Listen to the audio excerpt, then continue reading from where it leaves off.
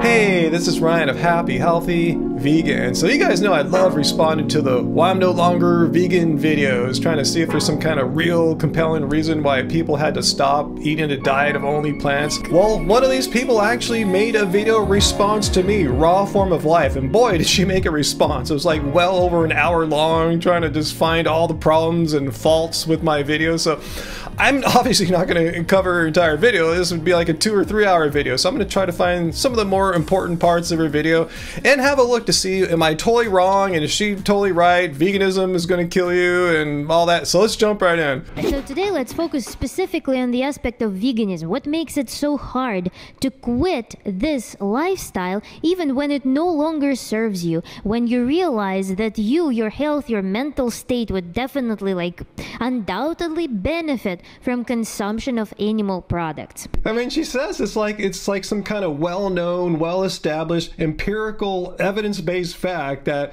if you're vegan, your health and your mental health would benefit from eating animal products. Yes, it will be. Just watch my playlist, Vegan Deficiencies. Just watch it. I can prove it to you. It's not even done yet. Okay, so that's all we need to do is watch this video playlist of hers, and it will undoubtedly prove that if you're vegan, if you introduce animal products back in your diet, both your physical and mental health will improve. Well, let's have a look at this playlist here, and I'm kind of already skeptical because it's a bunch of 30-second short clips. Then this is going to be the definitive evidence that vegan diets are bad for your body and mind. Well, I'm going to pick one topic here. I'm not sure where to start, but cholesterol sounds like a good one. Let's see what she says about vegans and cholesterol. And keep in mind, remember, this is the definitive evidence that vegan diets are unhealthy and we should start eating meat and stuff.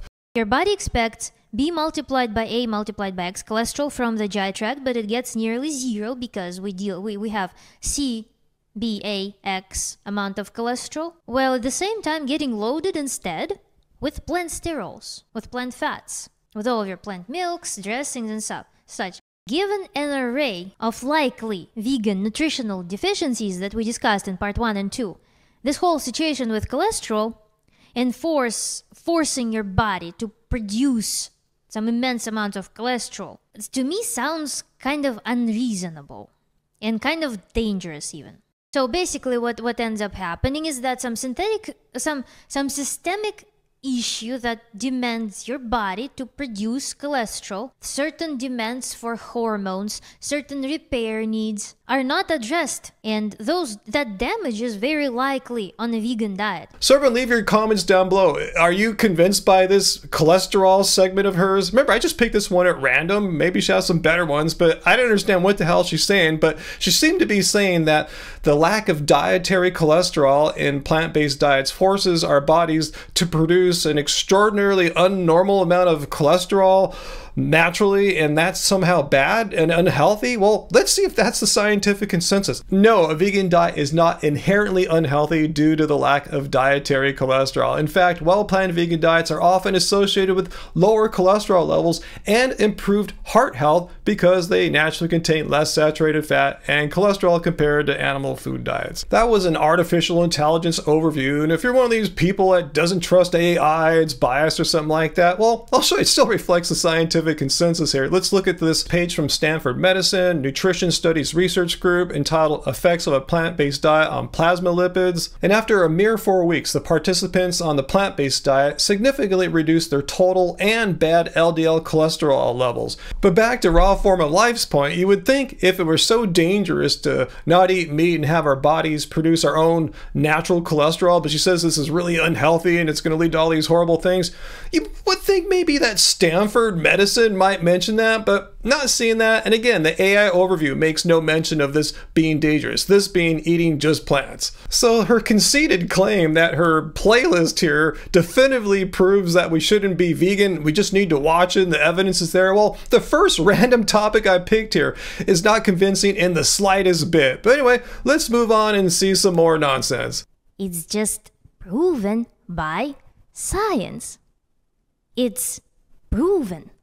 You don't need, you literally just need to expose yourself to this information. Again, this is news to me. So her claim is that science is just proven. It's just out there. Anyone who looks, it's known. It's just like the scientific consensus that science has proven that vegan diets are unhealthy. Again, let's see what the scientific consensus is according to artificial intelligence. No, science has not proven that vegan diets are inherently unhealthy. In fact, many studies indicate that, again, well-planned vegan diets can be nutritionally adequate and may offer health benefits, such as lower risk of heart disease, like we're talking about with the cholesterol, high blood pressure, type 2 diabetes, and certain cancers. And once again, we don't have to trust AI. It's just a quick way to do some fact checking. There are health organizations from around the world who review the scientific literature and have risked their reputations on these position statements that well-planned vegan diets are nutritionally adequate for all people.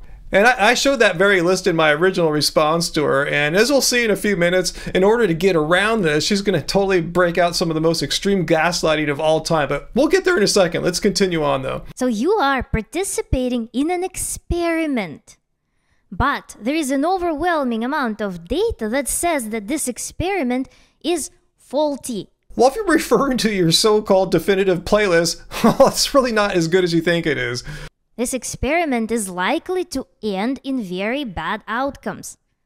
For a number of reasons, not for even one reason. There are multiple pathways through which this experiment can end up being bad, can end up failing a person. This is a proven thing. While she's partly right, there's many ways of eating plants that could lead to unhealthy outcomes, such as, say, eating a raw vegan diet, not a nutritionally balanced, well-planned diet. Same with a junk food vegan diet, which is not nutritionally adequate. However, once again, a balanced vegan diet can be nutritionally adequate and provide health benefits. That when you're on a vegan diet, you don't research anything outside of veganism. Vegan paradigm, vegan agenda is designed by vegans for vegans. Nope, totally making crap up. The research that proves that vegan diets are nutritionally adequate is not conducted by vegans. In fact, these health organizations that I'm referring to are the furthest thing from being vegan organizations and vegan propaganda. They're associations of health professionals. Let alone extraordinary evidence to support what you're saying here. So instead of you doing it, I'll be the one who brings evidence to support what I'm saying here, that eating a vegan diet is nutritionally adequate. It isn't self-harm like she's saying here. And again, don't take my opinion here.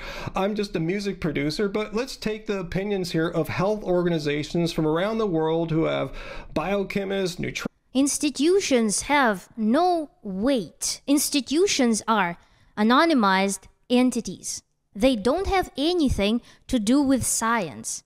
See, I told you guys the gaslighting would be strong when she had to face the facts that health organizations make these position statements about the nutritional adequacy of vegan diets. So she says they're just anonymous groups that have nothing to do with science, like just making crap up. Like, for instance, the Academy of Nutrition and Dietetics paper, which says vegan diets are nutritionally adequate for all people, they just didn't make that up, and it's based on science. Well over 100 peer-reviewed studies are referenced in the reference section for this statement. Very good word, but the problem is that there are still things that scientists don't know.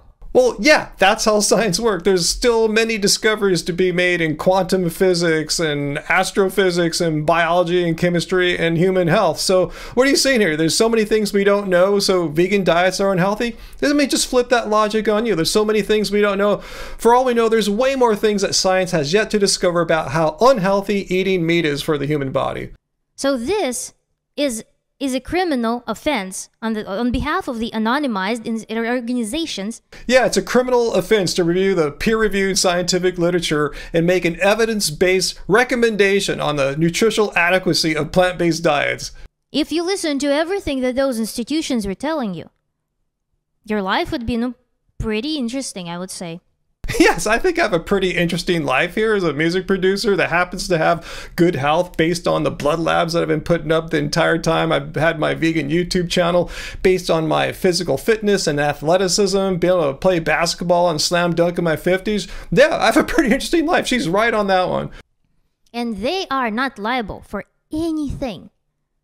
They hold zero responsibility. Like, what are you talking about? Are you liable, or do you have any responsibility for this half-baked information you're giving people here about eating cholesterol is really good and vegan diets are dangerous? I mean, unlike you, these organizations have reputations. They've been around for decades, and if they were to give out advice that was known to be dangerous, like the scientific consensus that eating a plant-based diet, a well-planned plant-based diet is going to kill you, their reputations would be wrecked forever. While social media influencers like you on YouTube and others on TikTok give out crap health information and there's zero consequences, you guys have no reputations to uphold. Nutritionists, PhDs, medical doctors, Where are PhDs? Where are medical doctors? Where is the name? I see organizations. For the Academy of Nutrition and Dietetics, it says about the Academy, representing more than 112,000 credentialed nutrition and dietetics practitioners. It's the world's largest organization of food and nutrition professionals. I see organizations that are just literally mostly lawyers and people who graduated from some management courses, from some management schools. Stop gaslighting. Just do a little effing fact checking. As I showed there, the organization is comprised of health professionals, not management school graduates like in your fantasy here. I mean, just give it up. Admit that the scientific consensus is that a well-planned vegan diet is nutritionally adequate, and no amount of gaslighting is going to make that scientific consensus disappear. Likely, most people from these organizations, they graduate from very prestige universities, from the programs that don't have anything to do with health. Yeah, this world's largest organization of health professionals whose members are studied in nutrition and dietetics. Yeah, they have nothing to do with health. This is just, I don't know what to say.